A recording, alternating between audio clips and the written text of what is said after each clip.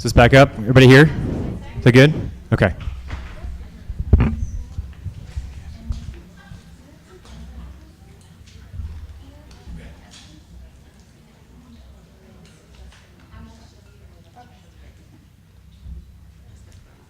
Well, I'm going to start by thanking you, Olivia, for your beautiful playing. We really appreciate it. This is the mic.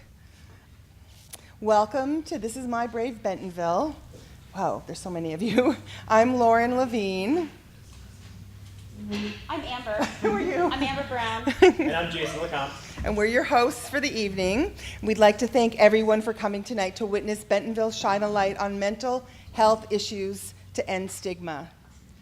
First and foremost, of course, we'd like to take a moment to thank our sponsors. Our 2018 season of shows wouldn't be possible without the support of our national sponsors, Alkermes, Sunovion, and Sage Therapeutics, as well as our fabulous local sponsors. The First Christian Church at Waterway donated this space to us, and the use of the fabulous Logan Nelson back in the booth for his technical expertise. Onyx Coffee Lab for the coffee.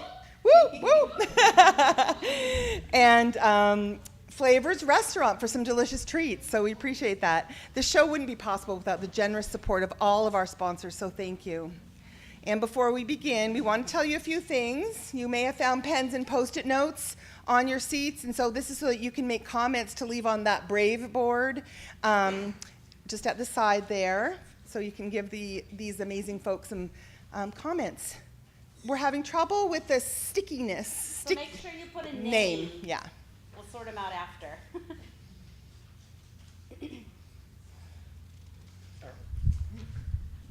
We also want to invite you guys to take out your cell phones. This is kind of a strange request, but we want you to take photos. We do. We want you to take little videos, selfies, any sort of pictures, and share all of these things on your social media. This is how these stories get told. This is how they go viral. So we really do want you guys to be recording. We also want you to also silence your cell phones so they're not ringing or chirping or anything like that during the show. But please take as many photos and videos as you want. What you guys are going to experience tonight is what it means to live bravely. And we really need your help to tell the world why you're here. We have more folks, even more folks arriving. This is really so fantastic. Okay, great. Amber? Okay, so since This Is My Brave is a storytelling experience, I'm not one of the speakers this year, but I was last year, and I have another little bit of a story to tell you tonight. This is hard. So back in December, my son, who's 21, had his first psychotic break. I have a long history of mental health issues on my mother's side of the family. My daughter was up here last year to share her story. My dad was here. I was here. We were all sharing stories from our family. And even with my history, it hit me like a ton of bricks. I wasn't prepared for it. And it hit my family like a tornado. There was destruction and screaming and blood. The police were at my house. During a 5-day period, they were out there 4 times. One of those times, he threatened suicide, and I begged them to take him for a 72-hour watch. They didn't take him. He's 21, so it's not my call. He said, no, it wasn't real. I'm fine. And the next night, he attempted suicide. And I can't talk about the details here. They don't want me to trigger anybody, which I get. But let me tell you guys, he was trying really hard. He just didn't know that he was going to do it that night, and he didn't have the tools prepared. But if he had been ready, it would have happened. So the police came. The paramedics came. They took him to the hospital, and I thought, thank God he's safe for 72 hours. I have a little bit of time to figure out what I'm supposed to do now. This is a Friday night. The police had been out the night before, and I had to go to work Friday morning. because all this is happening, of course, between 11 and 3 o'clock in the morning, right? Doesn't it always? And I have to be at work at 6 o'clock in the morning. I don't work in a job where I can call in. I work in the service industry. And so I had to go to work the next morning, and I had to put on a smile, and I had to pretend like everything was fine. And I didn't know what was going to happen. So here it is, Friday night. This is happening again, and I thought, well, at least he's going to be in the hospital, and we'll be okay for a few days. I have a little bit of time to figure this out. The paramedics, the police told me what I could do Monday morning is go to the prosecutor's office and figure out how to get my son involuntarily committed because he was not capable of making his own decisions. And then I went to the hospital, prepared with what I was going to do Monday morning, and the hospital was writing up his discharge papers. Because he didn't have the correct tools, it didn't look to them like he was serious. But I'm telling you, he would have succeeded if he had been prepared. And they didn't keep him. He doesn't have insurance, you guys. This is an epidemic in this country, and we need to do something about it. I am so thankful for This Is My Brave, for giving all of us this platform so that we can spread the word that it's not just me, it's not just my family. It's all of these guys over here, it's all of their families, it's every one of you. I know every one of you in here is affected in some way by mental illness. And we've got to do something about it. I had a couple of facts here that I just wanted to let you know. The National Mental Health Association says that there should be 100 beds for every 100,000 citizens. Here in Northwest Arkansas, there are 10 beds for every 100,000 citizens. 1/10 of the amount that the National Mental Health Institution says that we need. There are only 3 facilities in Northwest Arkansas that deal with these kind of crisis situations. Only one of those will take patients that don't have insurance. While you're waiting to go to those, they don't put you in a hospital, they put you in jail. If you go to get your kid who's 21 and not capable of making his own decisions, you have to fight the court system. You're trying to take away his rights, which I understand should be hard. That should be hard. But while they're waiting for this decision, while they're waiting for the court date, while they're waiting for a bed to open up, my kid would go to jail. And that's not right. There has to be something different than that. And so this is why we're here tonight, is so that we can share our stories, so that when it's your kid, when it's your friend's kid, when it's your friend, when it's you, this doesn't happen. So, yeah, thank you, This Is My Brave, for giving us this opportunity.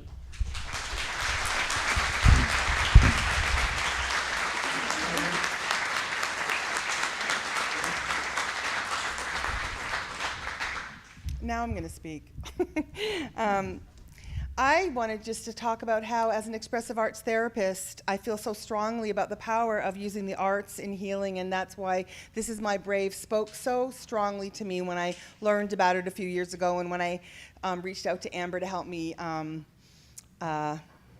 pull this off.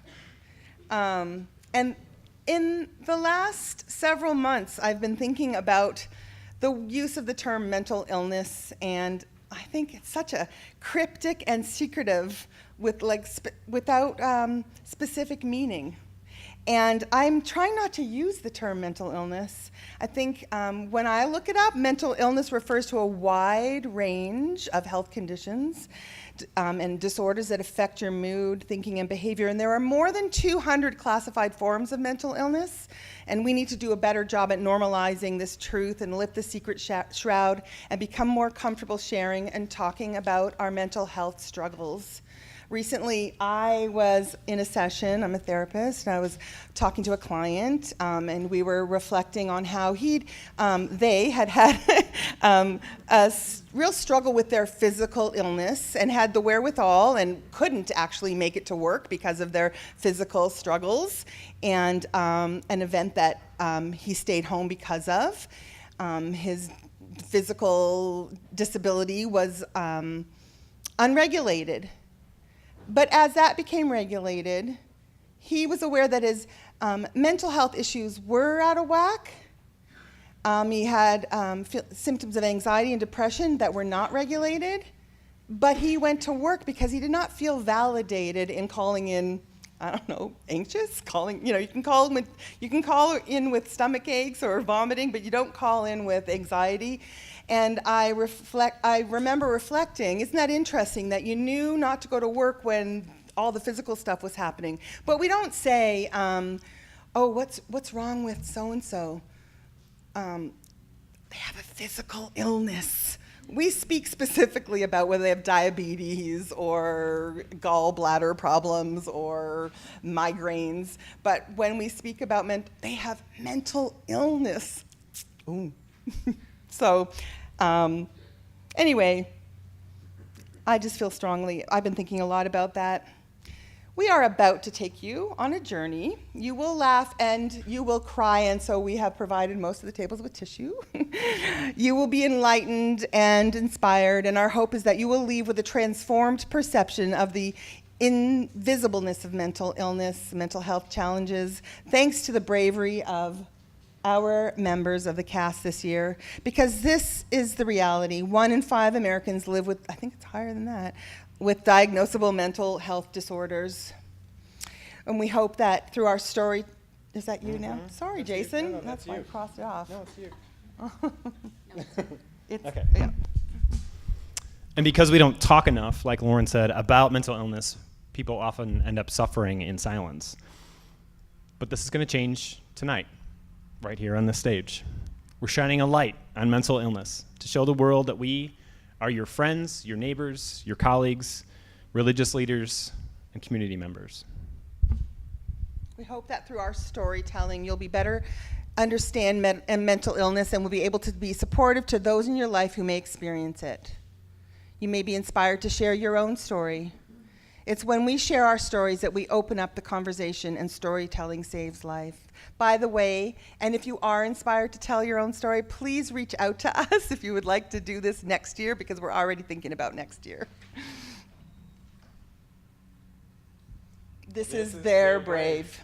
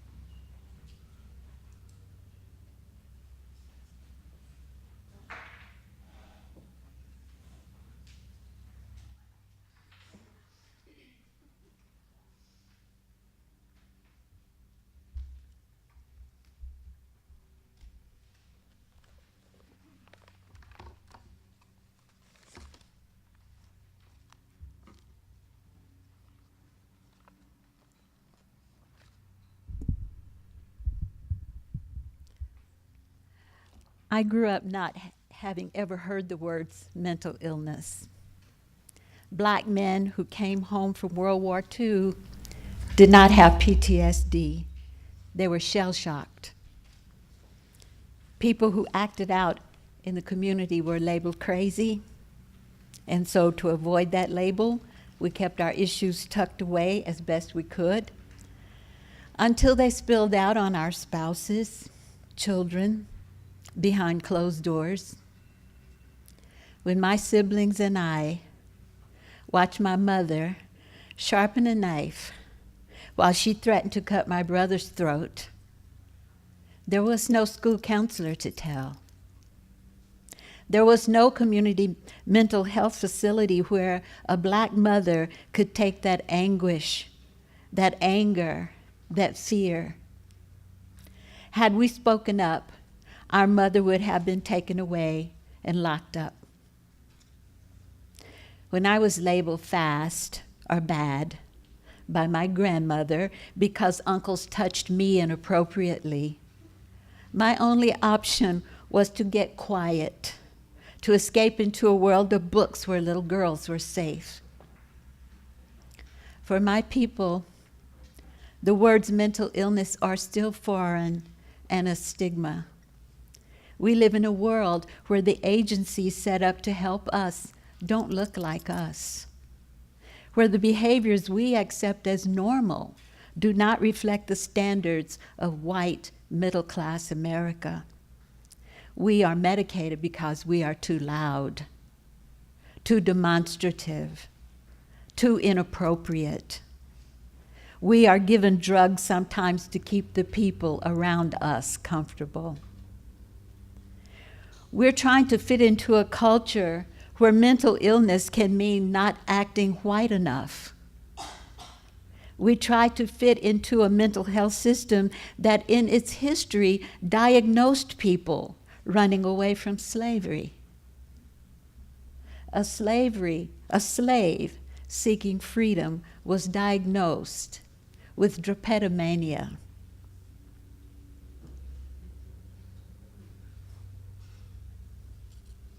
The treatment was to beat them.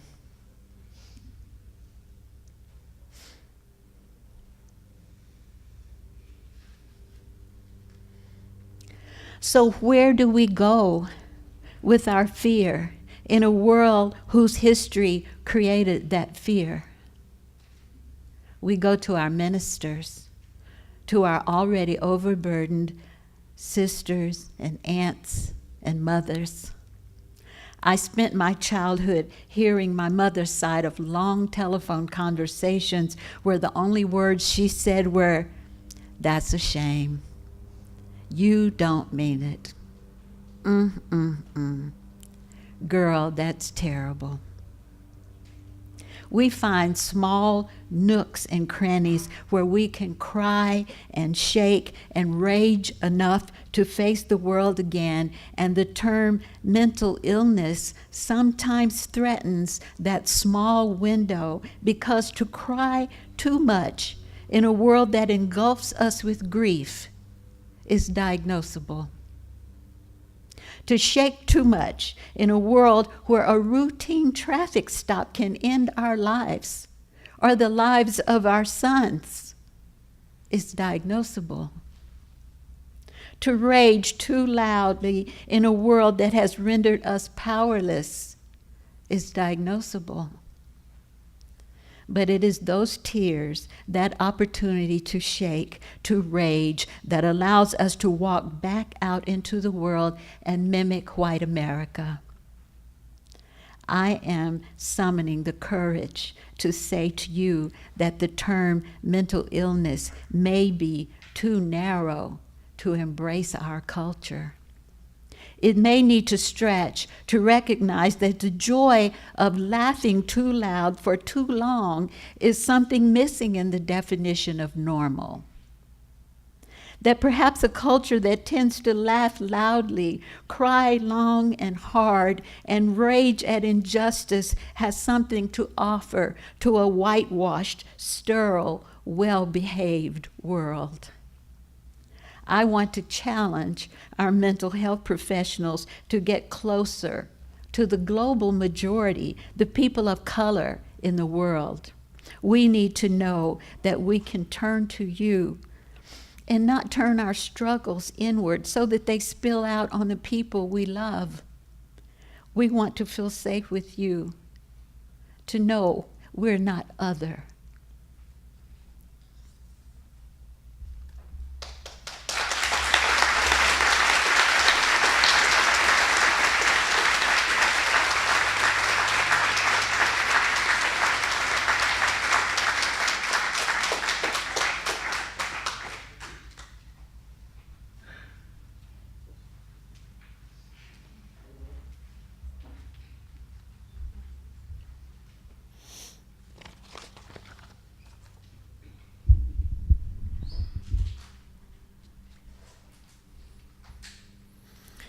The definition of grief, according to Merriam-Webster, is a deep and poignant distress caused by or as if by bereavement. a loss of a loved one, a loss of humanity, a loss of childhood. If I were able to see grief as a being, it would be a nasty creature with snarling fangs and a thirst for blood. A childhood such as mine would be looked at through pictures in an album and be praised, but those are pictures with a novel behind each one. My innocence swept away at the age of 6, and my brother murdered soon after. My father battled this being of grief, walking tightropes in the pitch-black darkness of his mind. He walked those tightropes until his legs began to fail and his shoulders began to slump. I keep a photo of my father in my wallet to remind myself that there is something more than emptiness in the world. My mother's sobriety was nowhere to be found during this time. However, my 2 older sisters were there as stone pillars holding up what seemed like the world. Even so, loneliness is a burden that comes with such grief. Maybe finding the bottom of a bottle was better than finding that everyone you have ever loved was gone. I oftentimes wonder if my father's unwillingness to love and be loved is hereditary, and I fear that one day my genes will rise up against me.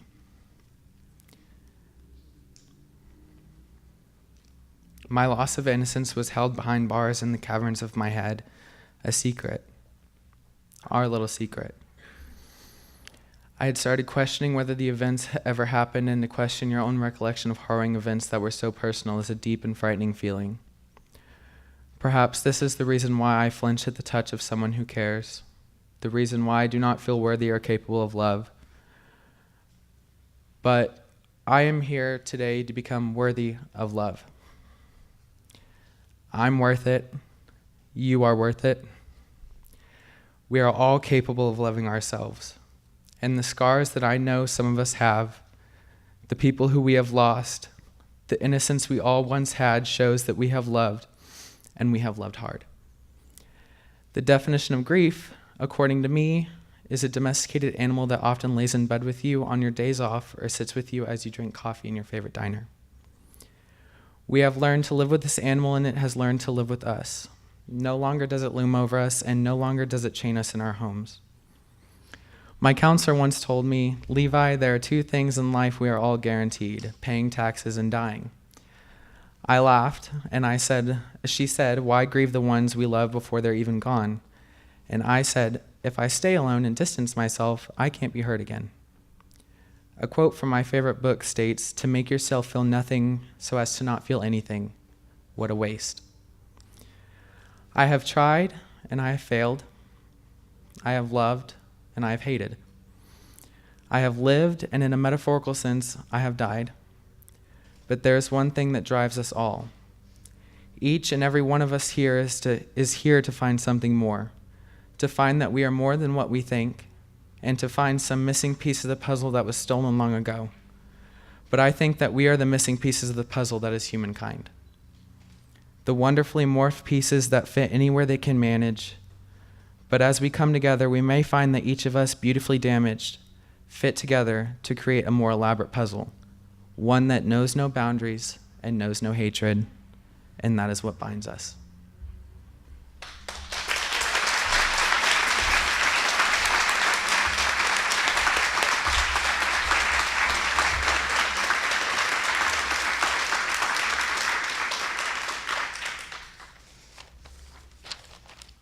Brave.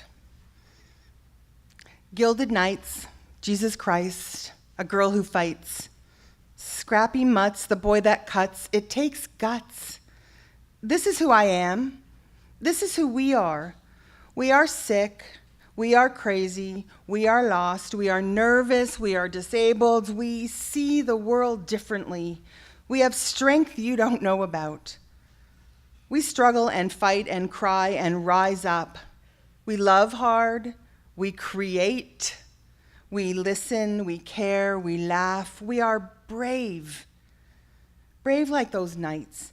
Brave like Jesus Christ. Brave like the girl who uses her fists in fights.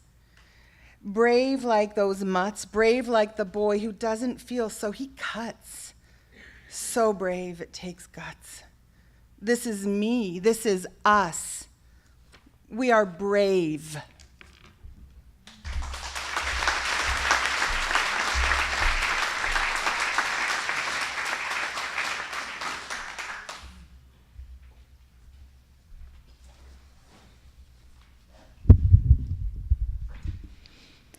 It's 2005. I'm sitting on a bench in an airport.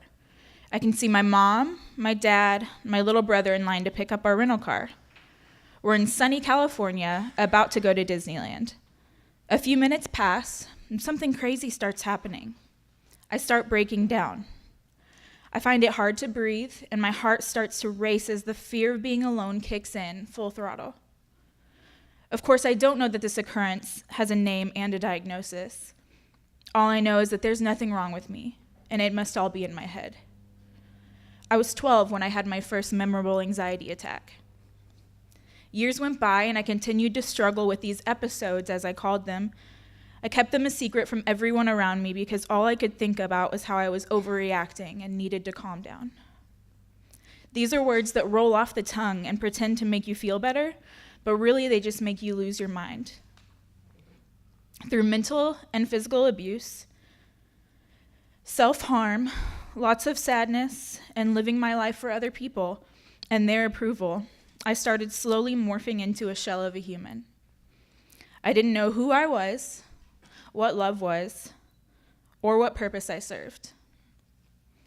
I faked it while continually sweeping everything under the rug that stood thousands of feet on top of my problems and pain. It's June of 2013. I'm in an airport in Port-au-Prince, Haiti. Chaos is all around me. I've never left the country before. I'm with a group of people and I only know one.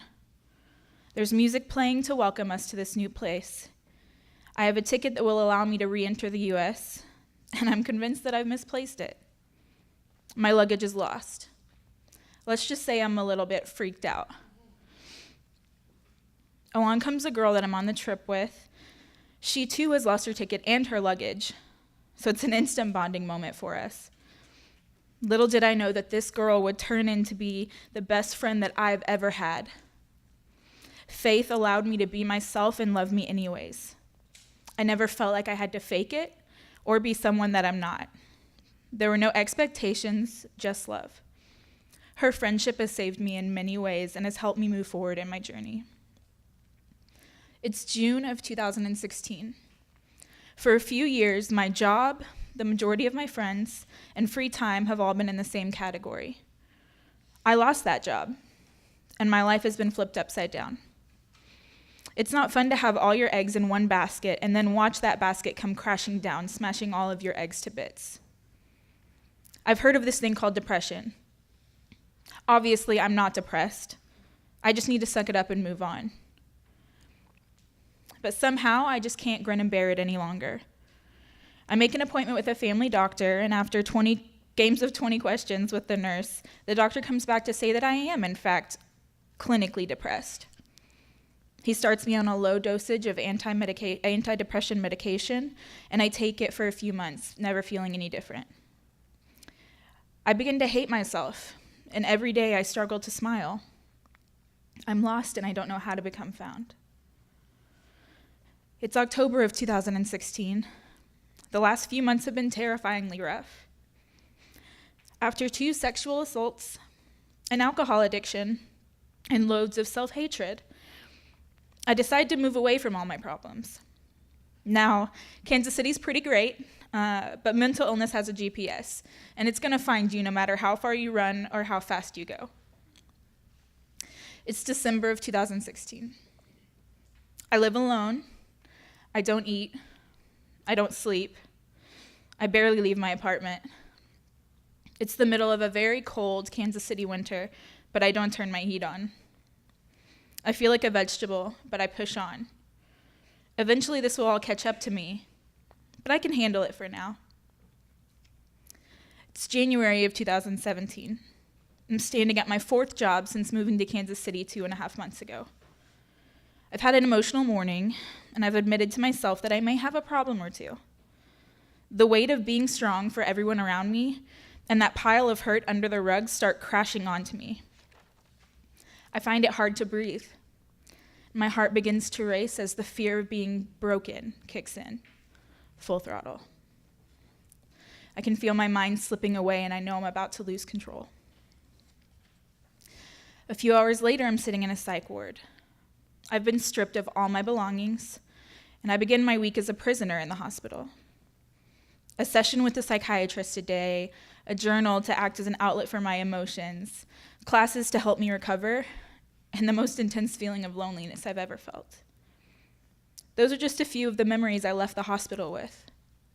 Well, that and my newly named friends, major depressive disorder, generalized anxiety disorder, post-traumatic stress disorder, and all of the medication that come along with their great friendship. It's April of 2017, and I get out of bed and leave the house for the first time since moving home. I have an interview, and it's time to get out of bed and do something besides laying around being immobilized by what my life has become. I'm an emotional mess, but somehow I get hired. I get out of bed for work every day, and while I struggle to be on time, I finally feel like I can start to like and accept myself. It's January of 2018. It's been quite the year. I've made friends, got a promotion at work, bought books and journals, gone through many medication changes, started yoga, attended therapy sessions, and started to really take this seriously. Though all of those things are wonderful, I find myself I feel like I'm still at step one. It's May of 2018. I'm standing in a room of people. Some I know and some I've never met before. Some who find that this hits too close to home, and some who are confused. Some who've never heard about mental illness, and some who struggle silently. A room full of eyes and ears attached to people who are worth more than I could ever explain. Each one of them has a purpose. They are loved, they are imperfectly perfect, and they have hope for a future filled with joy and strength. I am one of those people, and so are each of you. I strive to be better for myself every day, and my family and the family that I'll have someday of my own, I strive to be better for them as well. For the people who need a little encouragement, and all of the people that I know I will impact and will work to fight for. I realize that my life is going to be difficult, but if it were easy, then I wouldn't have any great stories to tell. Jesus is my rock, and when my body tries to control me, my heart and my soul belong to him. I'm never alone, and neither are any of you. It's May of 2019. It's been a solid year for me. I've grown in more ways than I can imagine. My diagnosis is a part of who I am, yet it doesn't define me. I can go out alone and be in groups of people and know that I'm okay. I continue to work to better myself and the world around me. I have less friends, but more true relationships. I walk by a mirror and I don't always hate what I see. I think about the next few years and I don't always think I'm going to end up alone. Small progress is still progress. I have hope for my future and joy here in the present. It's 2025. I'm making dinner for my husband and our children. We all gather around the table, and as I sit and watch my family laugh, I'm brought to tears. My life isn't perfect. I'm not perfect. My family isn't perfect. But mental illness has no power over me. Sorry, it's just going to be a minute.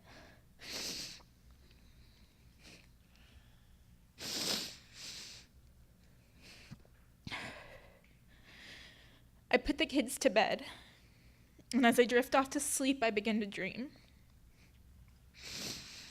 I see a glimpse of the defeated and broken girl I once was. I take her hand and I walk with her, knowing that pain may come in the night, but joy always comes in the morning.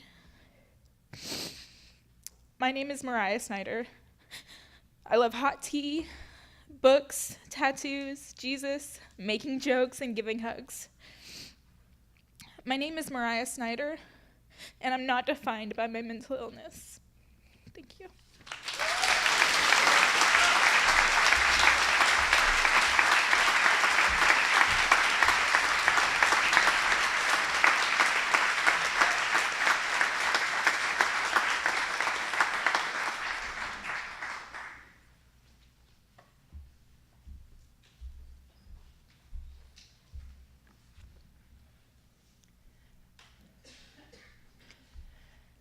There is an ocean that fills 2 a.m. in the morning, an hour with the infinitely crushing feeling of should.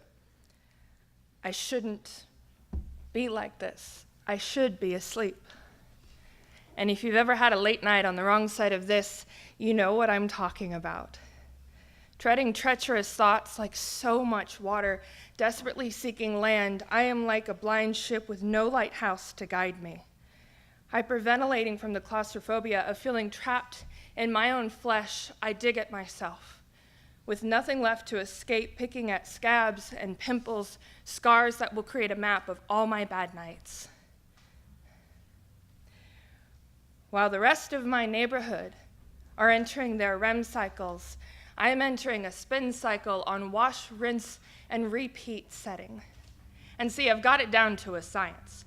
If my panic attack calls before 2 in the morning, I will probably be able to make it to work on time the next day with a few brain cells to spare. But average schedule dictates that if the proper emotional sacrifices aren't made, the pillars of bodily alignment won't be in conjunction with each other, and I will see 40 more nights of micro-devastations. And for the last 6 months, anxiety has practically been my spirit animal, subtly inserting itself into my identity so I cannot tell if it's happening to me or if it is me.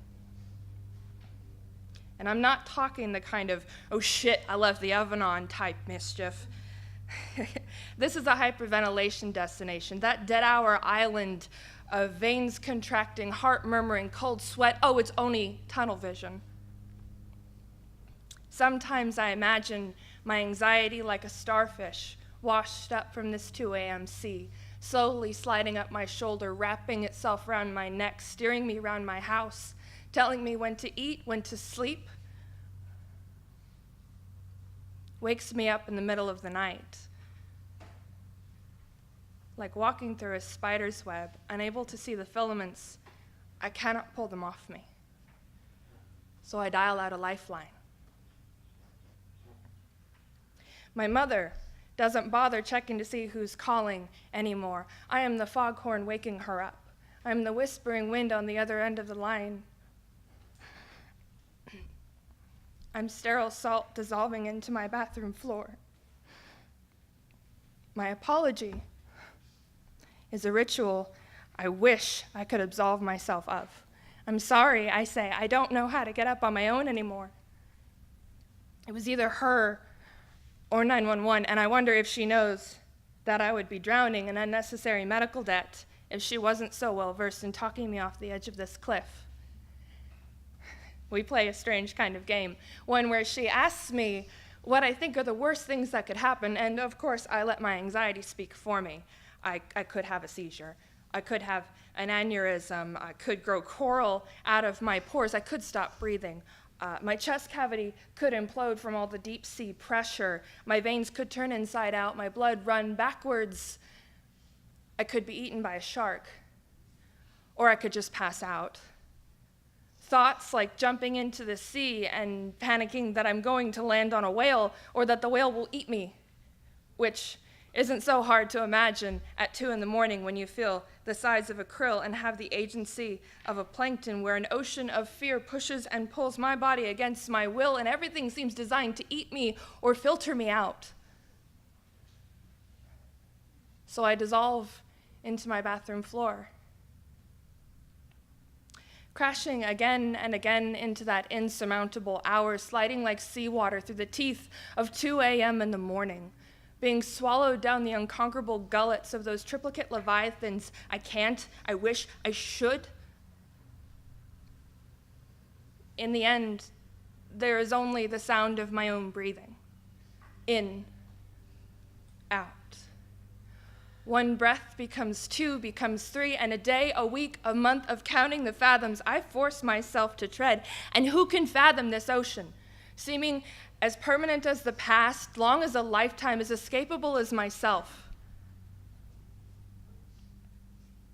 So I make tea, I take a shower, and I try to stay afloat of 2 in the morning in that little boat of sound that carries me forward. In, out, in, out, in, out, in,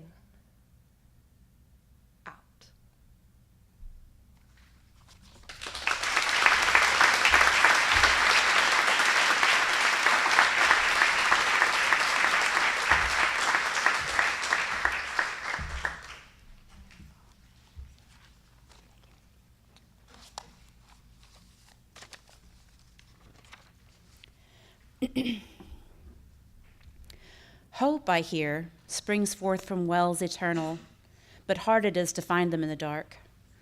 The walls close in, and voices fade and swirl, my own the faintest, losing all its spark.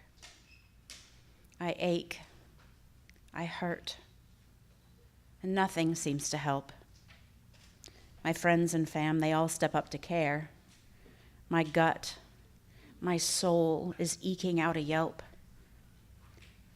I'm waiting now, but agony it flares.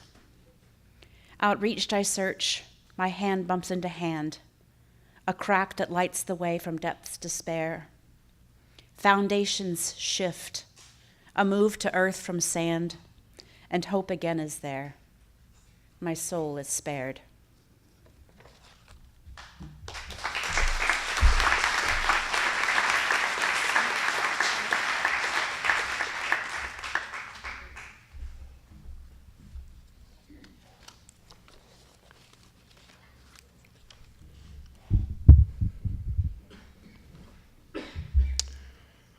A year ago this month, I received my diagnosis. I am today an artist living with bipolar 2.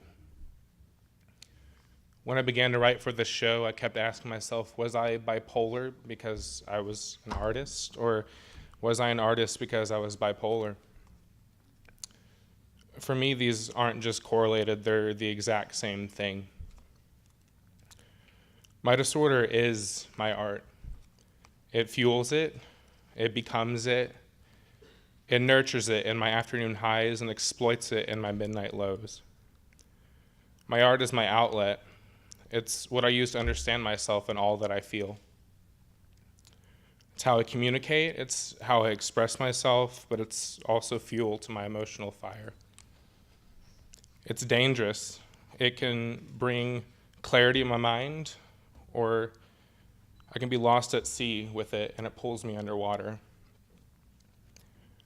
I believe that by being an artist, I have a moral obligation to make people feel and understand things that they either could not or did not before. Being an artist is being gifted with the ability to force others to feel these things. Being a bipolar artist, it is so easy to get caught in this crossfire. Living as an artist with bipolar disorder is constantly deciding how much I can allow myself to feel. Do I work myself harder? Do I make myself busier? Do I pick up that extra shift at work? Do I sacrifice that hour of sleep? Do I indulge myself again? Do I let myself make another piece of art today? Do I go out again with that one guy from the bar? Do I sleep over at his house? Do I let the stimulus push me higher and higher in my mania, knowing that when I do finally stop, that I will fall faster and harder, this time downward into my depression? And that's just the mania. That's not what comes when the depression sets in. How many times can I listen to that sad song on repeat? For how long can I tell myself that I'm okay when I'm not? How much do I let what they say to me get to me this time? Are my insecurities stronger than I am? How long do I let myself sleep in? Do I go out again with that guy from the bar? Do I sleep over at his house again? Do I let him get away with what he did to me? And how long do I try to convince myself that I still don't love him? Being bipolar, I'm constantly deciding how much I can allow myself to feel today for my art or otherwise, knowing that one step too far might be the one that doesn't get me through the night, and it might be the one that makes that test come back positive this time. The day my mom died 8 years ago, everything that happened before seemed to become just a memory. It became sealed in a pretty, picture-perfect scrapbook that can never be anything more than something I might break out when the trauma finally sets in and forces me to feel harder. You see, that's the thing about trauma. It's nothing like adversity. Adversity is saying, I'm going to climb this hill. I know it's going to be tough, and through grace and struggle, I will make it out on the other side and continue down this path that I'm on. Trauma doesn't work like that. Trauma breaks you. It fragments your personhood. Trauma is saying you are not you anymore. You are someone else now. You're not going down this path anymore. You're going down this one, and you can't turn back, and you can't change this. Trauma is terrifying, and trauma changed my path. I would go from being an excellent student who would always struggle with making his emotional needs meet halfway with his academic ones. I would go from being the one who was friends with everyone to the one who at many times wouldn't have any.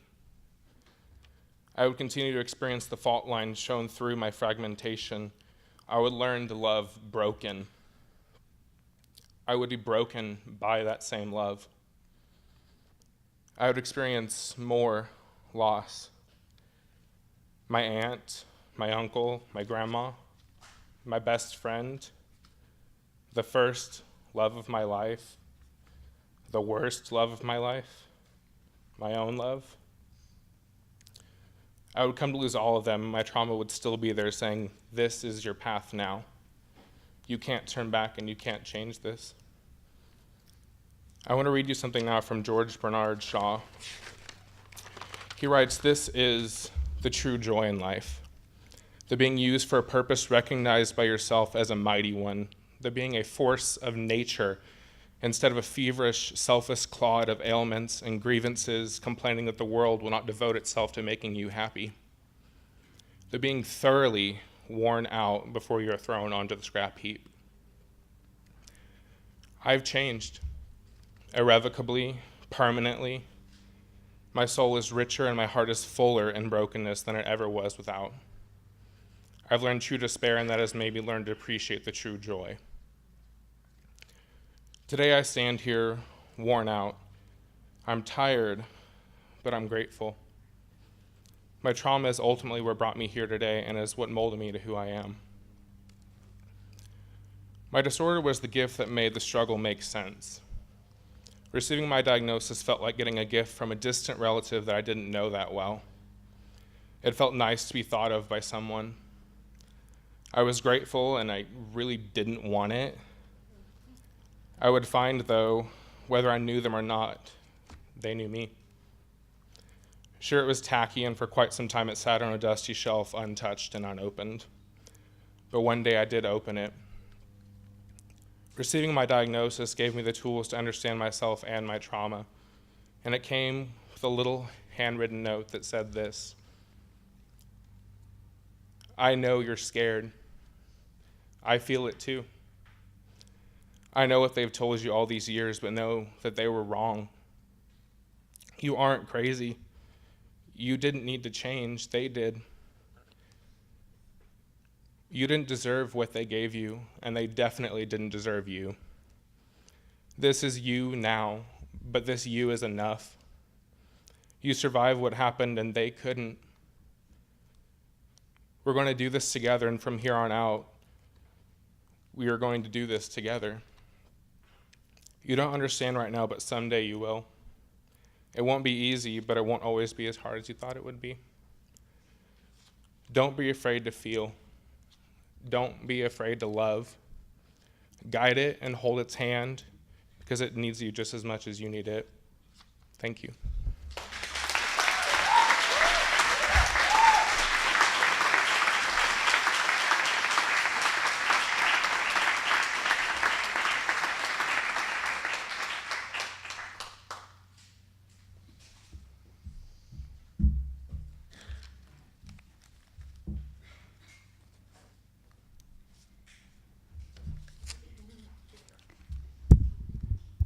Hi.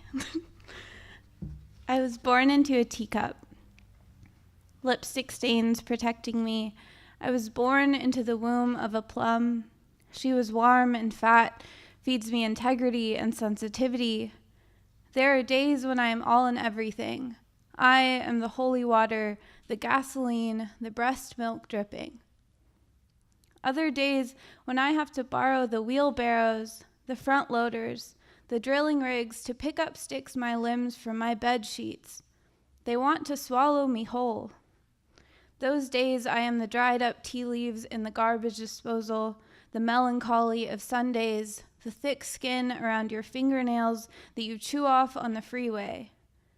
There are so many afternoons that I remember my sky being the underbelly of the cracked oak dining table. I'd sink into foreign carpets, hiding from dishes and expectations. My backyard knows too much. She knows secret towels under door frames, boys with grimy hands, they spell surrender on their knuckles. I am growing into my mother's old skin suit. My mouth knows how to say no now. In the mornings, the mirror reads, "Fight back in toothpaste spit. Don't you know how hard I try?" I ask, swallowing little green and little pink. When I was born, I was the color of an Arkansas tornado sky, a bruise of a baby, yellows and greens. They were told to plant me in the garden, to let the sunshine bathe me. I was left out too long. She turned my skin the color of a lunch bag. I hated it at first. Thought the boys would mistake me for the ground. They did.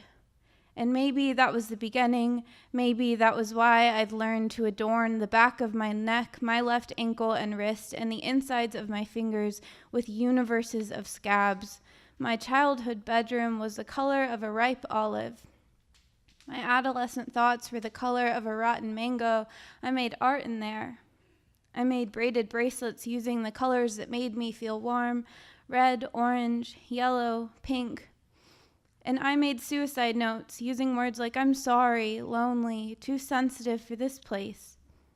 I apologize now to that room for have lived in there, and I apologize now to my skin for have mistaken it as a scratch-off card. In the winter of 2015, I felt my loose ends unraveling. One night almost wrapped me up. Almost took me away and put me in the ground.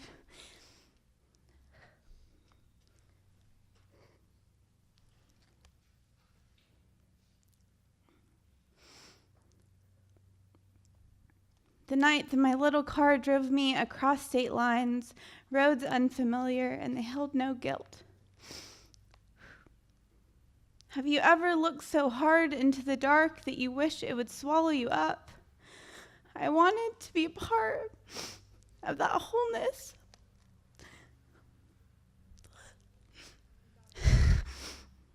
To seep so far into the Missouri pebbles and dirt that they would call me their sister. Lampposts singing, ditches begging for me, size 7 barefoot, heavy on the pedal. There are numbers that you can call for that sort of thing. The sort of thing that your mom would weep about, the sort of thing that the priest assigned you 4 Hail Marys and 6 Our Fathers for when you asked for help the first time. I called the number to a voice who rocked me back to Arkansas. He told me about his dog, asked me what I ate for dinner. I lost cell service up in those roads. I sometimes lie in bed whispering thank yous to that voice. How can I put up a wanted ad for a stranger who helped me turn 22 last year? The next day, I was driven to the ER by a boy who loves me still, where policemen watch you sleep and the nurse says you're too pretty for suicide. No one tells you that when you ask for help, the state first prescribes interrogation and brown scrubs. And then came 2 big men. I guess that's who you call when a 5'2" girl wants to die. In 2 days, they would take my shoes and hairpins. They'd gift me a strip search and ration shampoo. Friday, they let us outside. Like birds escaping from suburban living rooms, I flew through the grass in my scrubs. I flew so fast into the sun, afraid that the nurses would change their minds.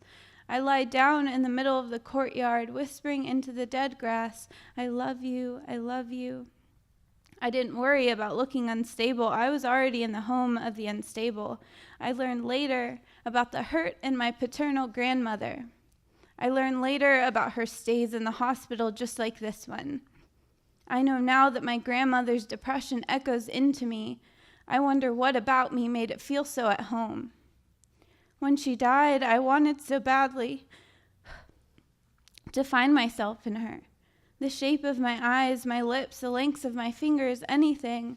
Now I look into photos of her searching for clues to warn me about what it means to hate yourself, about lonely nights and days and weeks and months, about how weeping on your bathroom floor becomes a part of your nighttime routine after apricot face scrub and spearmint mouthwash. About feeling so numb that the popcorn walls of my apartment start to speak to me, about the isolation, about the drawn curtains, about the I don't remember the last time I ate, about the I don't remember the last time I showered, about how why doesn't anyone else hear what is yelling in my head, oh right, because it's the inability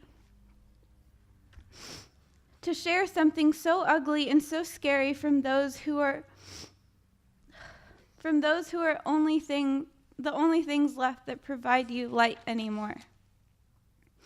I didn't want to taint what was good for the people surrounding me that only deserve the best. I wish I could have found the clues to warn me about the enormous hurt that is almost unexplainable and the enormous guilt that finds home in that hurt. Because maybe if I would have spotted it, if I had found those clues, I could have taken precaution. I could have known that hiding under the dinner table on Sundays was the way anxiety introduced herself to me. I could have known that the numbness I felt at 11 years old was depression finding its place in me. But instead of searching day and night for what could have happened to me in my head, I realized that despite the illnesses that are at home in me, I have so much love to give. And just recently, I have been able to save some of that love for myself. I don't know when depression or panic will find me next. Maybe tonight, in my bed, served next to chamomile tea and a sleepy dog. Or maybe this fall, when the leaves leave skeletons of trees like a reminder of what I tried to avoid. Or maybe in 2 years, I'll make a call just like the one before. I am so scared of what will come, I am. But at the end of the day, I truly don't know what will. What I do know is that my plants need watering this week, that I have a library book due on Monday, that my dog needs to be fed, and I know that I will wake up tomorrow because I say so. Thank you.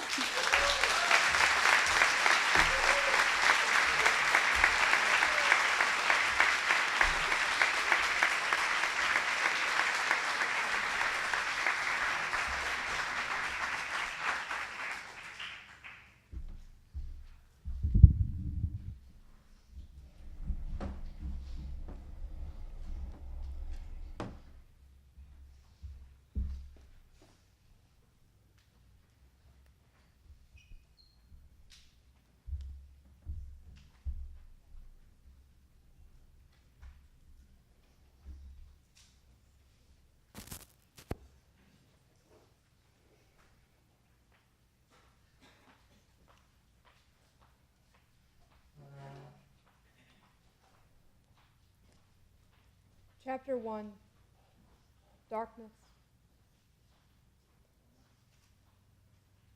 Silent, unmoving. Darkness.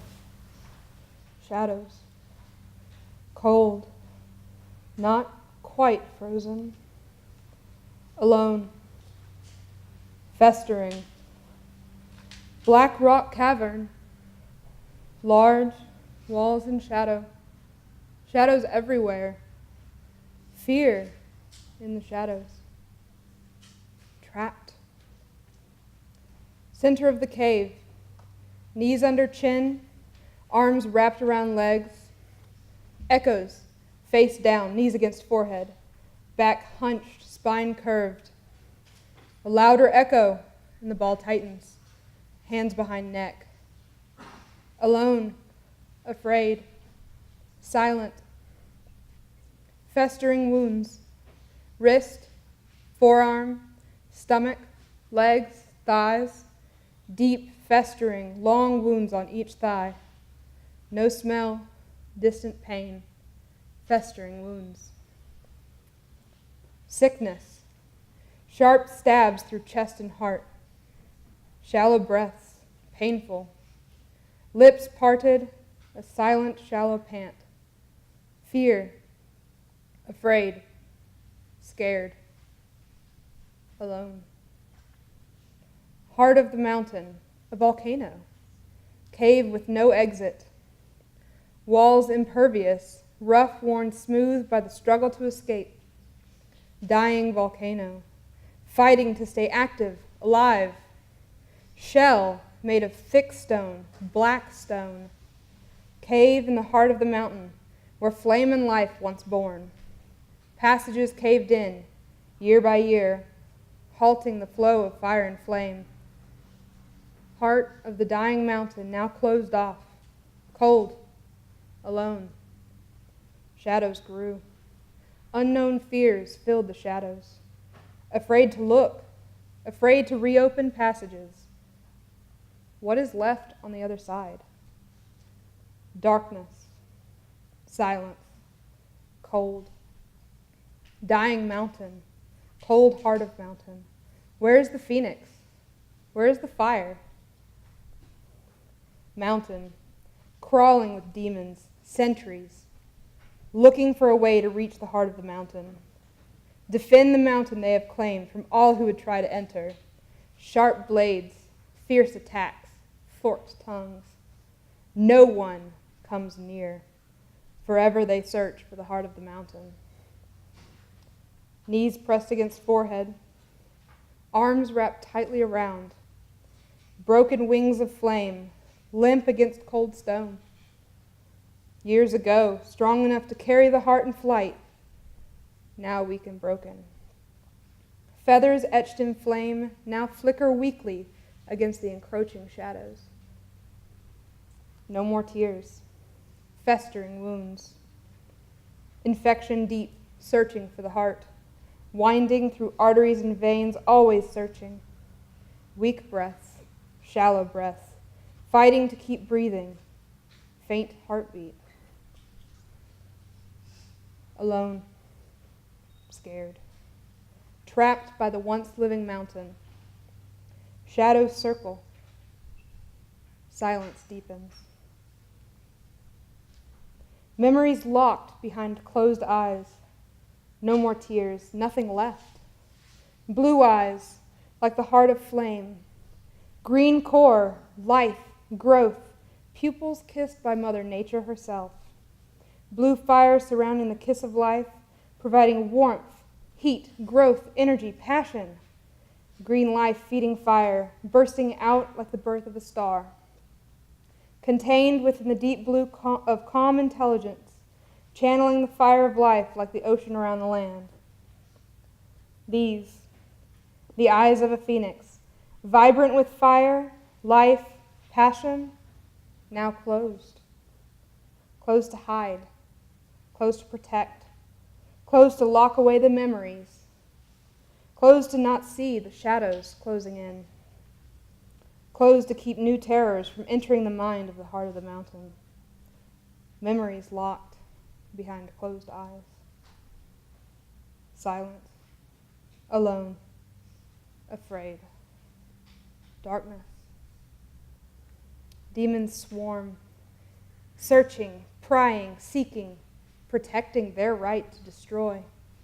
Slaughter, chaos, dead bodies rotting on the surface of the mountain.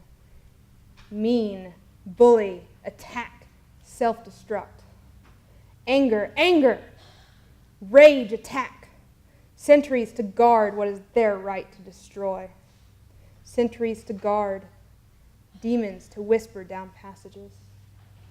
Whispers echo, seeds planted in unprotected ears, seeds of hatred, seeds of doubt, seeds of self-destruction.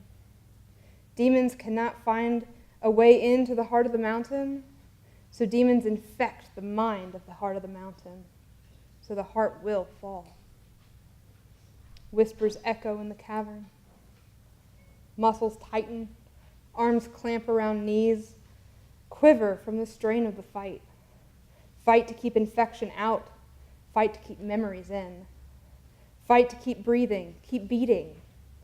Which echoes are from allies? Which echoes are from poisonous spread of demons?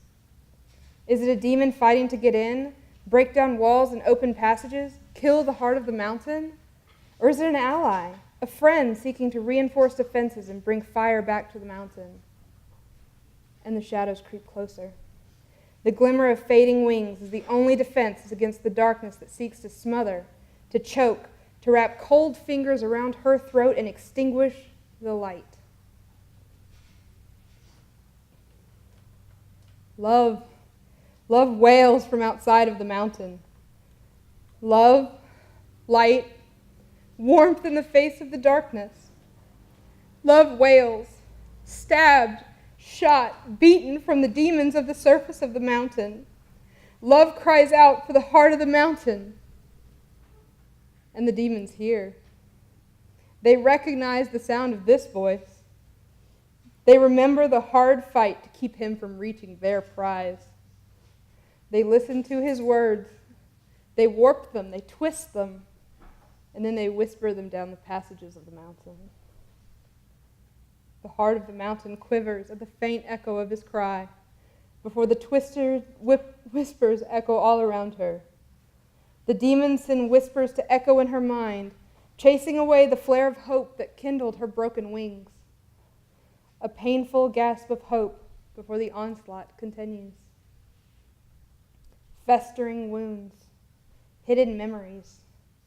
Locked in the cave at the heart of the mountain, infection spreads, worming through her veins, seeking to still the last beating of her heart. Memories locked behind eyes tightly shut. The demons feed her lies mixed with truth until reality becomes filtered through the whispers of lies. How can the phoenix rekindle the flame, bring life to the broken stone? Her strength is drained from the fight to keep memories hidden. Where are the demons from? Her wings are weak. Their light flickers. Her sword lay shattered at her feet. Her armor is gone. Her nakedness reveals the festering wounds. Her innocence is gone. Her confidence broken.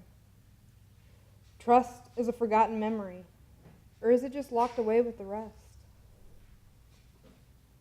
Darkness consumes. Silence hides. Despair takes root.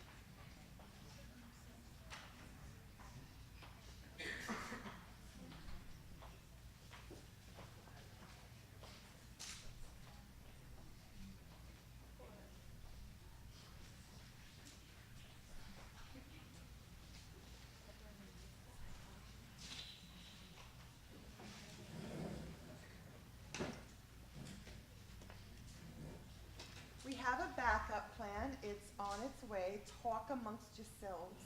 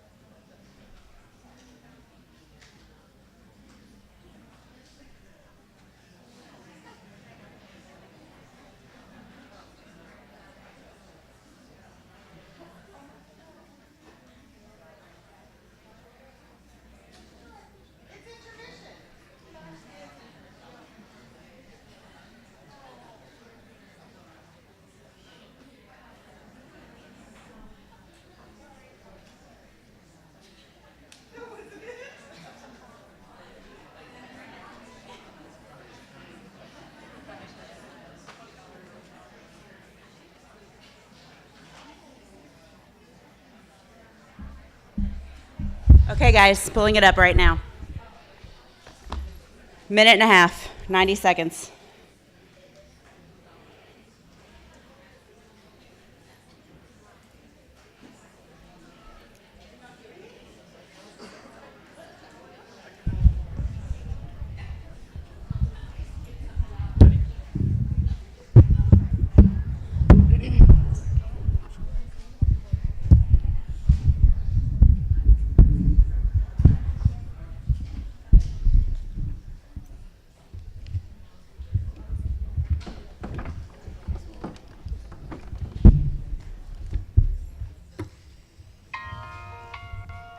Nope, not that one.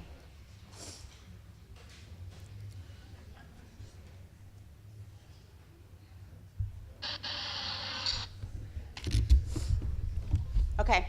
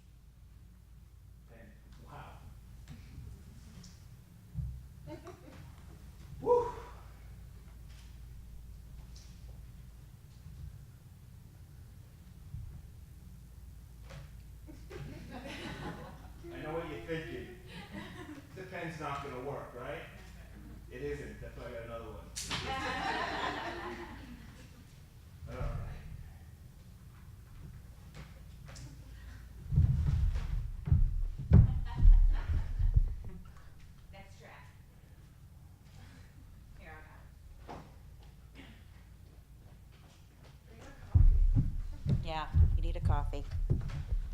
Thank you, Amber. Whew. Thank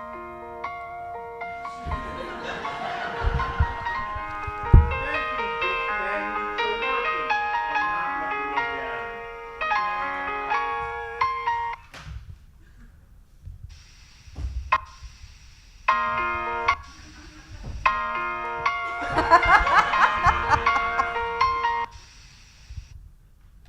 I gotta rewind it.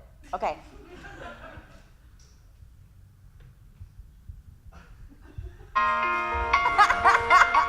Dear Amber, Lori, LeCompte, thank you for...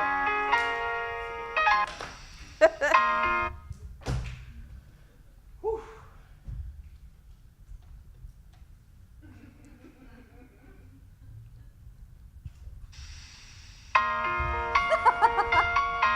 Thank you, this is my brother, for allowing me to make my ADHD an explanation and not an excuse. Yeah. Big one. Thank you, cast members of This Is My Dream Bentonville, for being somewhat timely. So Lauren, Amber, and Jason weren't too stressed working with me.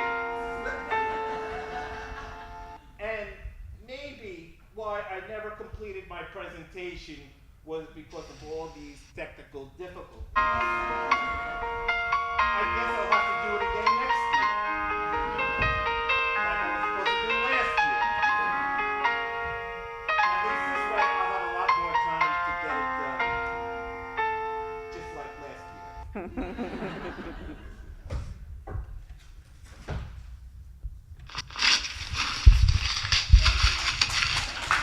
I'll never get to Lauren's office on time. It's friggin' rush hour. I gotta get gas. It's on empty.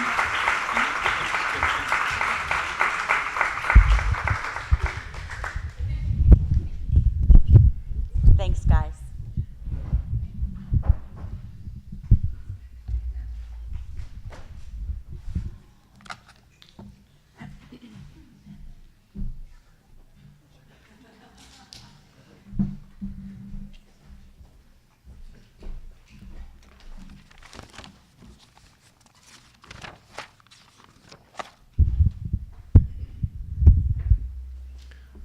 Stigma.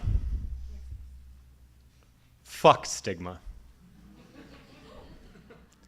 It lingers in the shadows, wanting to rob us of our self-esteem. Nobody else but you, it says. Shame on you, it whispers. Fuck stigma. We stand together and our light shines into those shadows.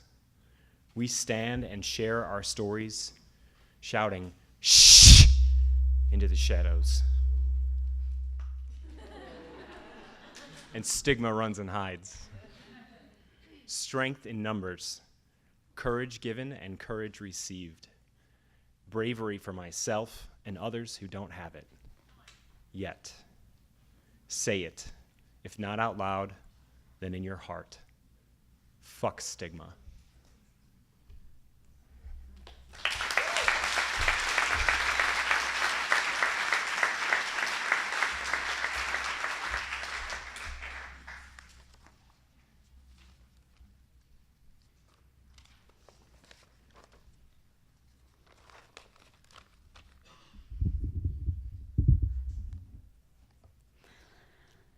As a child, I was always a bit anxious. I was smart, social, and even a bit of a leader. I probably would have just seemed to you like any other geeky, excitable kid with unchecked ADHD. I was getting along fine until about the 4th or 5th grade, when social groups began to split and I mostly got left behind. I had a few good friends, so everything was still fine. Still, around this time, I started to have a lot of misunderstanding with both my peers and my teachers. I also started to get bullied, though I didn't always realize that that's what it was, and I often endured unhealthy friendships until they became very stressful and traumatic. I ended up seeing a psychiatrist and therapist for anxiety. That lasted a short time and came to a natural end when I seemed to be getting better. Things were mostly going okay until Thanksgiving of 2016. I had a sudden medical emergency and had to spend a week in the hospital. I recovered medically, but I never recovered emotionally. My energy and motivation levels were almost non-existent, and my anxiety was suddenly through the roof. My parents took me back to my psychiatrist, and I finally started ADHD medicine, then anxiety medicine, and then sleep medication. I also started with a new therapist. Everything would help for a little while, and then I'd crash again. I fell into a deep and scary depression. I missed school for about a month straight. Eventually, my depression and anxiety were so severe and seemed to be treatment resistant. One day, my psychiatrist suggested we try a relatively new genetic test to help determine which medicines would work best for my body type. It turns out I was on the right medicine for me, but I also found out that I have a very common genetic mutation called the MTHFR gene mutation, which I love to call the mother freaking gene mutation. This basically means that my body can't use folic acid correctly, and that means that my serotonin doesn't get to my brain effectively or at all. So I was on the right medicines, but they weren't working because of the genetic interference. Thankfully, there is treatment for this, and when I was on medicine, on the right dose, my body could actually start doing its job. But of course, this isn't a magic wand. My medicine basically just gives me the option to make a choice to get better, and that choice doesn't come naturally or easily after being through such a rough time. Shortly after starting this new medicine and beginning to feel better, I had a really, you have no idea how bad day. I got overwhelmed in a class and melted down at school. Like, imagine being in a tiny room with, like, an entire band that you would find at a bar, and they're all playing with equalizers and all the other stuff all the way up aimed right at your face. That's literally what the situation was. It was reported that I had verbally threatened a classmate. Of course, I got in a lot of trouble, and though I understand that what was happening was serious and unacceptable, I knew I was humiliated, but, you know. Yeah, sorry. I was reading my script, and there's a grammatical error, and that was bothering me.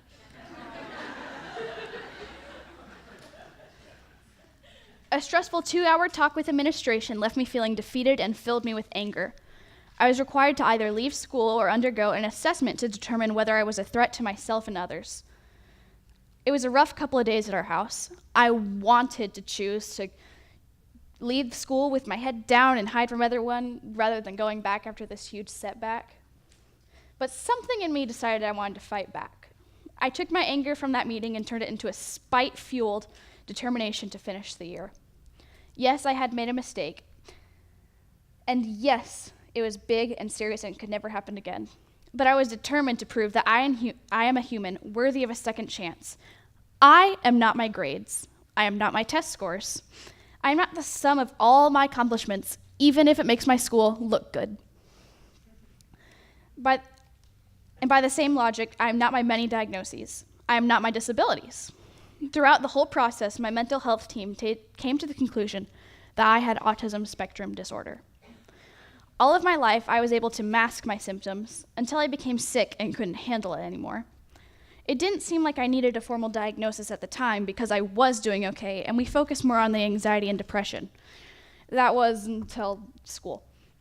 Now I have a diagnosis, and I can explain to people who care to understand who I am as a whole. I am Kylie. I'm living with anxiety, depression, ADHD, PMDD, and autism spectrum disorder. I have good days, moments, weeks, months, whatever. I'm dealing with it better today than I did before, and my story isn't over. It's far from it, but today I believe I'm going to get better. Thank you.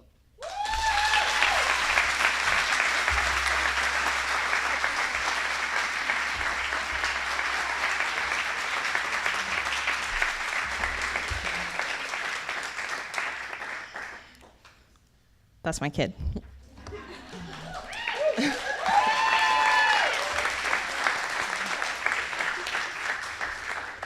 And she was thrilled about that hug. And the grammatical error.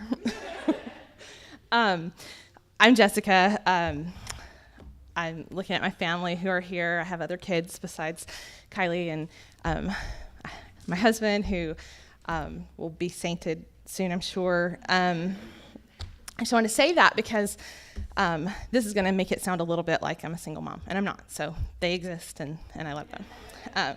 So Kylie told you a lot, and I wanted to share my perspective as her mom.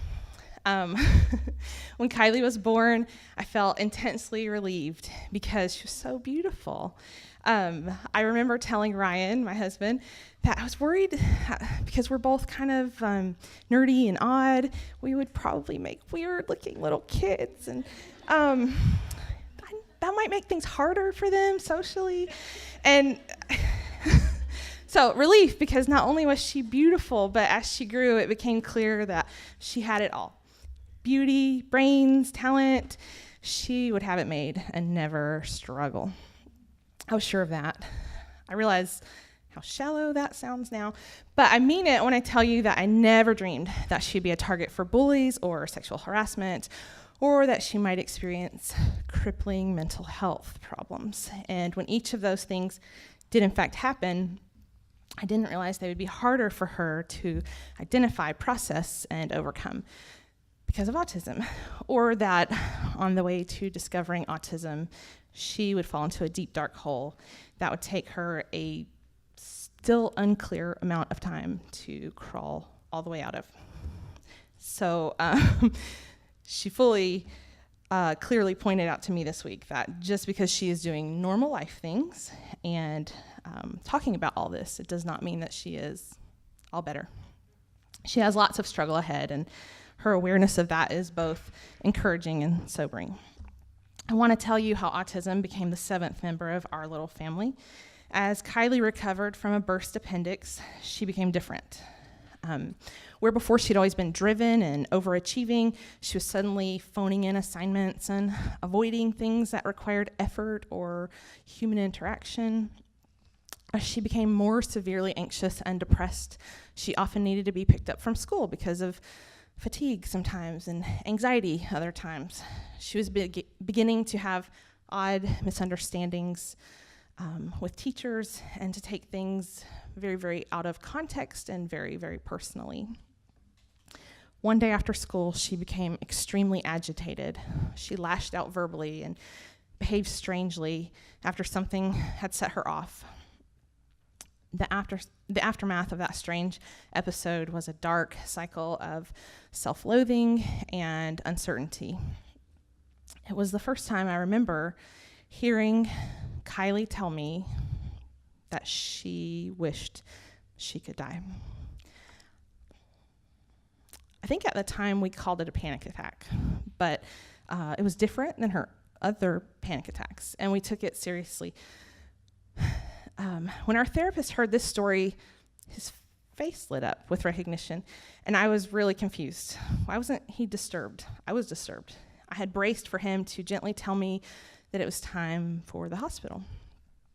He carefully determined that she was not, in fact, suicidal, and what he said next was a shock. It sounds like a meltdown. She was overwhelmed and not in control. My autistic son does this. That led to more conversations about autism, but I was slow to really get it. She didn't seem autistic to me, and she hadn't always been quite this way. Finally, a few months later, after some confusing ups and downs, I politely asked for a minute at the beginning of an appointment with her therapist. Leaving Kylie in the lobby, I marched into his office and said, I'm pretty proud of this line. I said, okay, Kylie's losing it, and I'm starting to lose it. You have to tell me honestly. If 1 is normal and 10 is batshit crazy, where is my kid?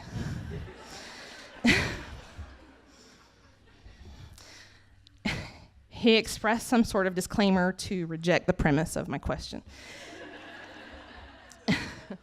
Because therapist. And then he said, He said, okay, I get what you're asking, so I'll say she's a 7. If you're talking about a typical person, but if you will look at her as an autistic kid, she's about a 3 or 4. It's where I'd expect her to be for what she's going through as an autistic teenager. So this was not a formal diagnosis, but it was what I needed to hear in that moment. Hey, lady, wake up. Your kid has autism. You need to adjust your sails. And slowly we did, and man, is autism confusing. You just heard from Kylie. She doesn't fit what you probably think of when you think of an autistic person. Did you know that high-functioning autistic girls are severely underdiagnosed? Because not only do their autistic traits show up differently, they are also usually pretty skilled at masking them to blend in with their peers.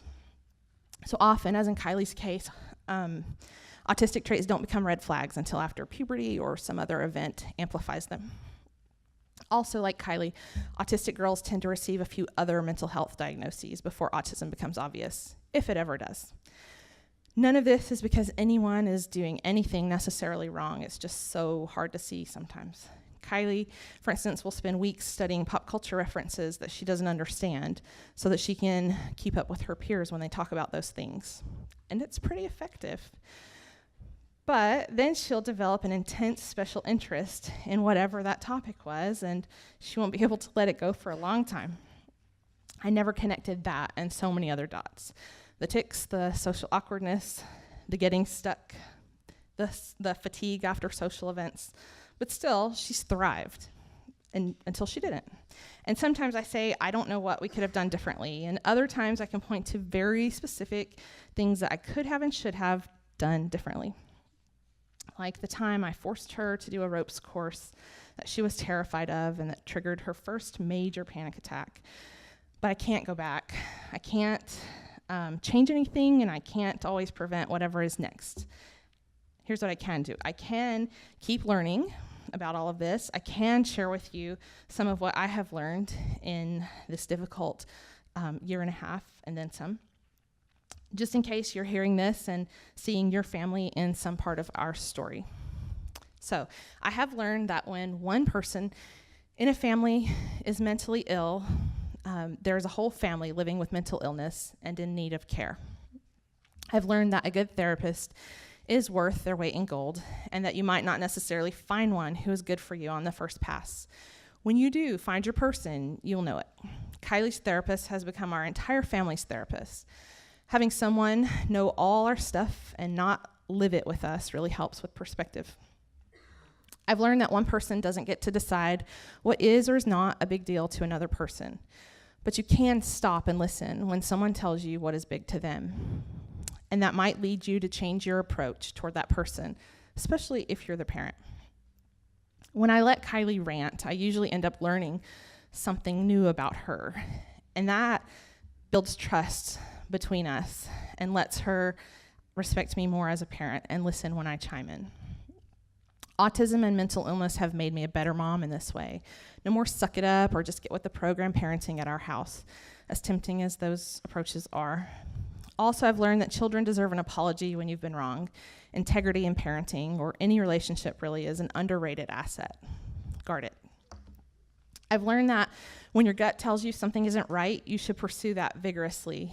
Simple seeming problems aren't always simple, and they don't necessarily have simple solutions.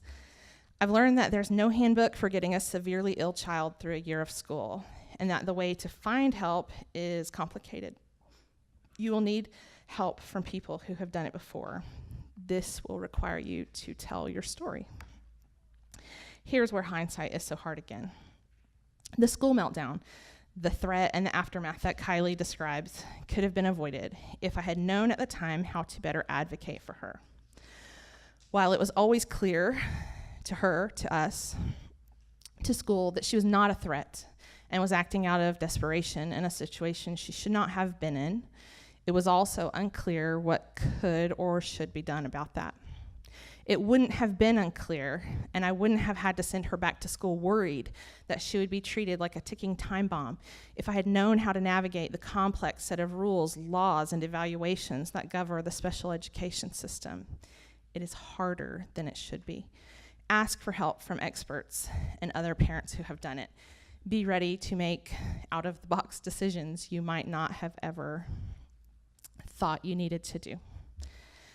I've learned that this process comes with some lasting confusion and anger. Give yourself time and grace to get through that. You're just human, and so is everyone else. Some people, maybe yourself included, will disappoint you because they don't get it yet. Almost never because they're just awful people. I've decided to let that be okay. And if one day they will endure a similar struggle, I will be there to listen with compassion and to offer empathy. I would trade a lot for the privilege of not understanding this path most days. So I try not to hold that privilege against others. I've learned that there can be hope, happiness, and laughter again, and sometimes even on the darkest days. And because that sounds so trite, I will admit to you that if you told me that in the wrong moment, I would tell you to shove it. I've learned that disability is just a word, that normal is just a social construct, that my daughter isn't the amazing girl I thought and hoped that she would be, but that she is something even more amazing than I could have imagined, and that her future will be bright in ways that I can't wait to see and probably can't imagine. Our family has learned so much and has so much, much more to learn together, and that is exciting and frightening. I've learned that there's power in stories. I'm almost done. Even in scary ones. I have listened to and read countless stories since discovering mental illness and autism in our family. Kylie teases me about my TED Talk addiction. They have helped me more than almost anything else. So tonight, I share a small part of our story to pay that forward to anyone, especially parents of struggling children who may be feeling overwhelmed and not sure what to do next. You are not alone. Reach out. Tell someone your story. Tell lots of someone's your story. Listen to their stories. The more you share, the more you will learn. Keep talking, keep asking, keep listening. Mental illness is hard enough without the hiding and the shame. It needs daylight, and it needs humanity. You can do this, but it's way easier if you're not doing it alone. Thank you.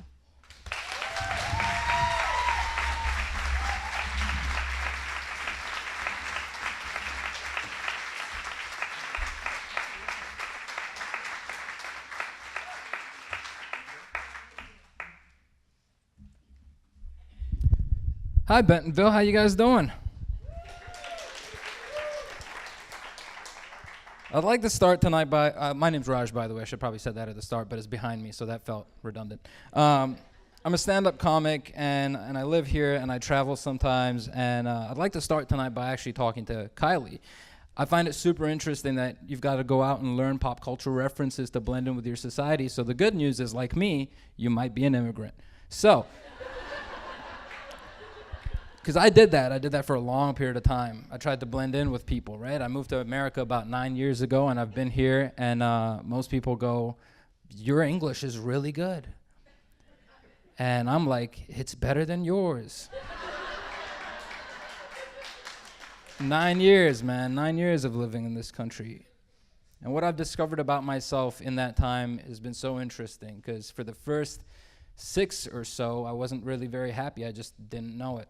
Like starting the end of college when, all your drinking buddies vanish, you're just kind of sitting around with your own feelings, and that's a scary place. And you start to realize that now you're living in Dallas, and Dallas doesn't like you, and you don't really have friends, and it's a cliquey place to live in America and be a young person with all your family overseas. It was the first time in my life I really recognized that I might have a little bit of anxiety, maybe a little bit of depression as well. And to couple those two things with everything else, I'm just naturally a very distracted person. Like this person to my right signing is like killing me right now.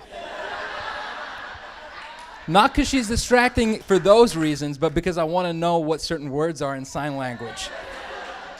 Like how do you say rolling down the street, smoking Indo, sipping on gin and juice? It's good. Snoop Dogg.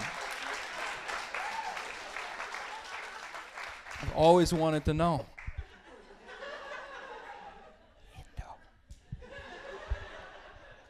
it's a funny thing, right? Like once you graduate college or whatever, you discover that you have anxiety, depression, you don't know how to deal with it, you don't have friends around you, and like some people resort to like drinking heavily. Some people need to like exercise obsessively. Some people, for me, it wasn't until I started doing comedy that I realized like that was my thing. Like most comedians, for whatever reason, find depression to be very common in our circles. And I think it's because we look in negative places all the time for jokes. We hunt in dark places. And pretty soon you end up living there and you just don't recognize it.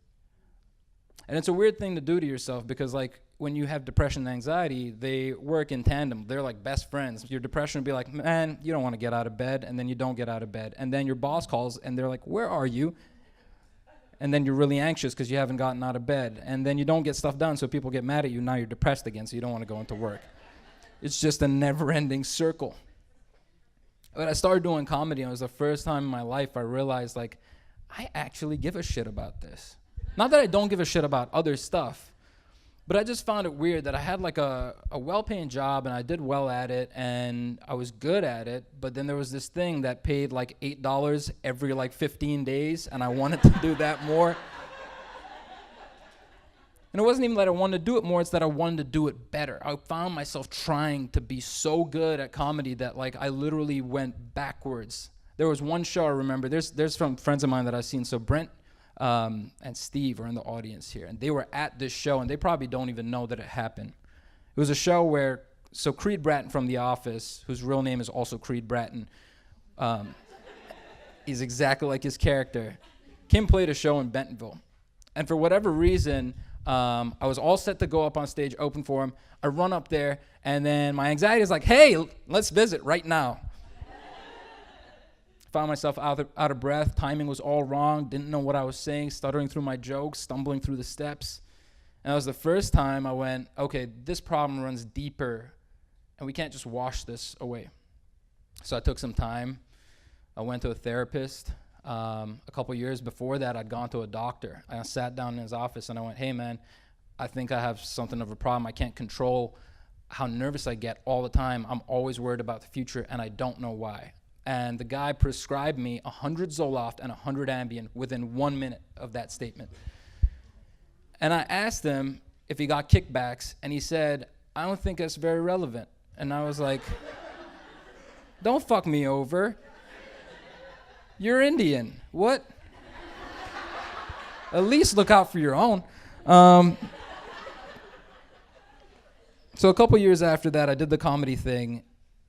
And there was a moment where I decided, like, I need to see a therapist. And I literally Googled therapist, and I called the first number, and I went for my first session. It took me 6 years to get to the point where I actually called a therapist. And 6 weeks to undo so many of the underlying things that anxiety brings with it. It was crazy. I saw my most productive year in the year following that, right? So for about 18 months, I did comedy. About 2 years in, I opened for Creed. And then the following year after that, everything just seemed to happen because I was no longer worrying about things I couldn't control. I was focusing on the things that I wanted to do with comedy. In that year, I managed to open for like a bevy, like 20 people that had been on Comedy Central, tour a little bit, put out an album in a year and a half. That album went to number 2 on the iTunes charts. I did it all out of here in Bentonville, Arkansas. And that should scare you guys because stand-up doesn't even pay, and Indian people still want those jobs. We're coming for everything. Like we started by like buying up Rainbow Curve, and now we're coming for every other job. It's below it. You guys can't even play golf with the links anymore. I mean, you can, but everybody else. There's one of me sitting out there. It's fine.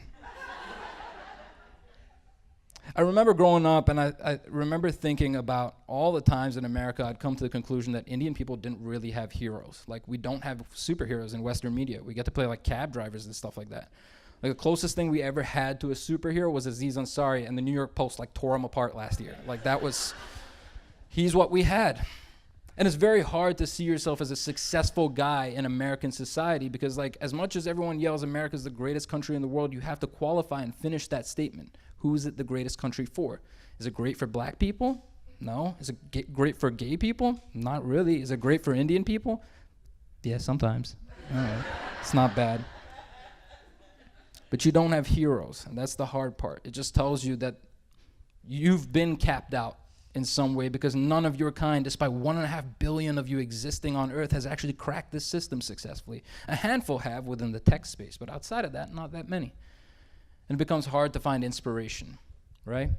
And I remember thinking, like, I've got to reconfigure all of this. If I actually want superheroes in my life that I don't have, it still can't stop me. If I have anxiety, what I did in that next year beyond seeing a therapist was to get into the gym, work on my cardio.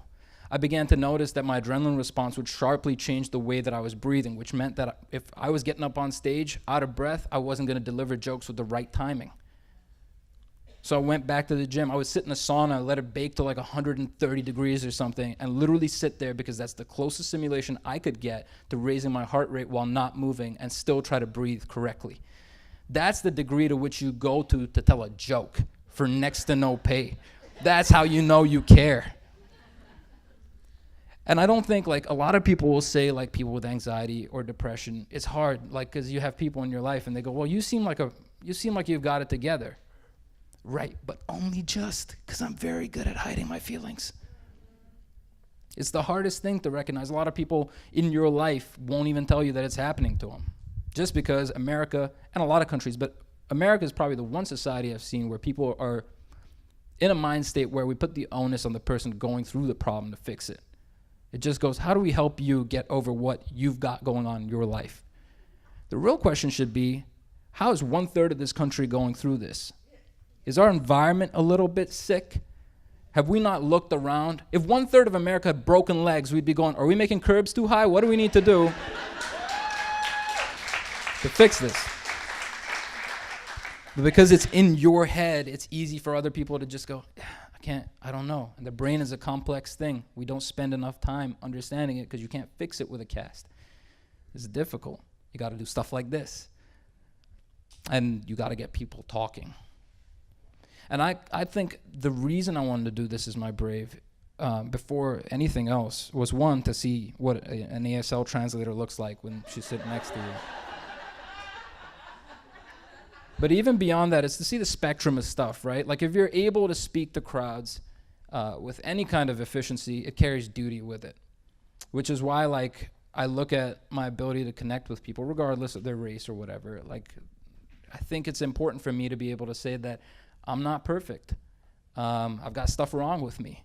I could be vulnerable, and I could still kick a lot of ass. Like, it's very possible to do all those things. The hardest part about this whole thing is also, like, the stigma that comes from my own community. Minority communities face a different level of stigma, and as it's been said earlier tonight, fuck stigma. It's hard to tell your extended Indian family that you've been seeing a therapist because you have depression or therapy. It's automatically like this devilish thing that's kind of hard to speak to. Because my folks are tough folks. Not on me, but in the face of the world, yeah, my dad was an orphan by 16. Fed himself, found a way to marry my mom, learned English literally to hit on her with letters across the country. The guy was incredible. I was born, and up until I was about 5 or 6, we really didn't have much money. I was born literally like in Mumbai, which is like the city that Slumdog Millionaire takes place in. But not like, we lived in a better part of town than that. My dad was making real money. He was making like $120 a month. Is just killing the game. There's this young couple, right? And I asked my dad after a while, I was just like, how did you find courage to push through the tough times? Like, what would you even do for fun? He's like, I got 1 day off a month. So for fun, me and your mom would go out on a date. We would go to the beach. You'd be with us, but we would go to the beach. I was like, what'd you do at the beach? We'd drink a Coke. I was like, I made fun of him. I was like, why are you being cheap? Like, why don't you just buy 2 Coca-Colas? He's like, I couldn't afford it. But I got to share it with your mom. It brought us closer together. My dad has, he's got a chemistry degree. He retired at 53 as the vice president of an international bank. So that's the guy I'm going up against. Like, my feelings are hurt. And he's like, really? Okay. But they were always supportive, right? They were always supportive. They put me through college, literally. He saved his whole life and put me through college. And at the end of that experience, I was like, yeah, but like, I want to tell dick jokes, so. They didn't have a degree for that, or I'd done it. I realized the whole time that I've been looking for superheroes in television and media is such a fallacy. It's something that we do in Western society all the time. We look for our heroes on television. Your heroes are fucking around you. They're right here. It's these people and all the people that support them. And it's the weirdest thing to think of that. Like, as much as you look on the news and people say that we, like brown people, white people, people of different colors, should be very divided and the politics get involved and everything else seems so divisive, I don't have a number 2 album without you guys. I don't have a number 2 album without depression. I don't have it without all the bad things. I don't have it without all the good things. But most of all, I don't have it unless I was willing to look around me and see that my heroes were everywhere and ever present. So here's what I'm hoping, right? I've only got another like 25 minutes to go. So here's what I'm hoping. Most of the people in this room tonight are very supportive of people with mental health diagnoses or struggles. What we struggle with is how to communicate that to other people outside of this room. So what I'll say is this. 1, I think that thing about broken legs is brilliant. Use it. Tell them that. It makes a statement. But even beyond that, I think what is most important as we try to advance the dialogue within America is whether or not America itself is sick in some ways. Are countries around the world sick? Have we grown so numb to each other's suffering that we're just willing to put it aside because we need to go back to checking our Facebook? Like, that's the era we're living in. People no longer want to have dialogue. If you notice, as generations get younger, we're moving away from Facebook and moving away from Twitter and literally just like looking at pictures on Instagram. Nobody wants to read anything anymore. Nobody wants to study anything. And nobody really wants to pay attention. So that was a very grim ending. I do want to say, I think what's happening here is probably one of the more brilliant things that I've seen take place in Bentonville. It was an absolute pleasure to be involved with the process, and Lauren and Amber and the entire team that's tried to put all of this together deserve a hefty round of applause. So please give it to them.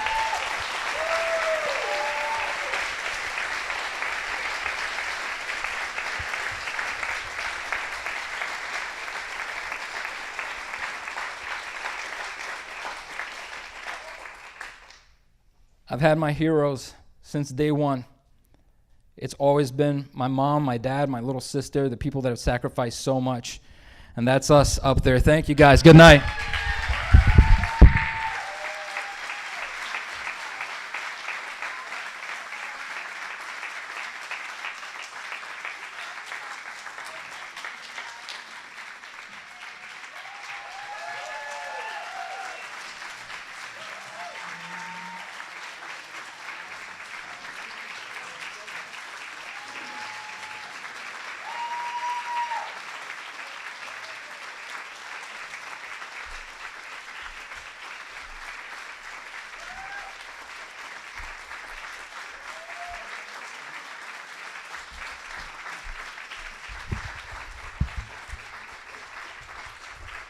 Thank you guys so much for coming out tonight. We have one more quick story. We are, I guess, blessed to have our executive director. This is Mai Brave. She's the founder and executive director of the organization. She's going to come and tell her story.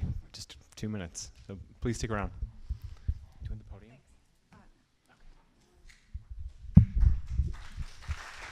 Thank you, guys. Aren't they amazing? One more round of applause. They were so, so great. I'm so proud of them. So I'd just like to take a moment to thank you all for being here. I myself live with type 1 bipolar. I've been hospitalized 5 times for manic episodes, 2 out of nowhere, when I was working a very stressful job. And then 2 episodes happened when I was having my children. And then the most recent was actually this past fall in August, when we lost our co-founder of the organization. She died from a heart attack, Amory Ames. And so you know, we go on, we press on for her, we press on for these stories because they're so important, because mental health issues touch all of our lives. And I'm just so grateful that all of you were here tonight to hear our brave storytellers, because they are part of this movement. This tonight was our 40th show that we have done as an organization across the country. And those folks you heard from tonight are joining over 650 individuals who have shared their stories on our stages in the United States and in Australia. We've had several shows. In fact, tomorrow, which actually for them, it's today, in Australia, they're having their third show of This Is My Brave Storytellers. So it's a movement, and it's moving forward because of people like you and because of brave individuals that are standing in the spotlight to tell their stories. So I'd like to just wrap up tonight by asking you to be brave with us. And if you yourself have struggled with a mental health issue, or you know or love someone who has, I'd like to ask you to stand. Because look around. We are all affected in some way by these issues. So being here tonight is a big part of changing this, changing the stigma, breaking it down, and moving forward to the place where we want to be someday. The mission of This Is My Brave is to live in a world where someday we don't have to call it brave for talking openly about mental illness. We'll just call it talking. So thank you again. Stay and meet the storytellers, and thank you so much for coming out.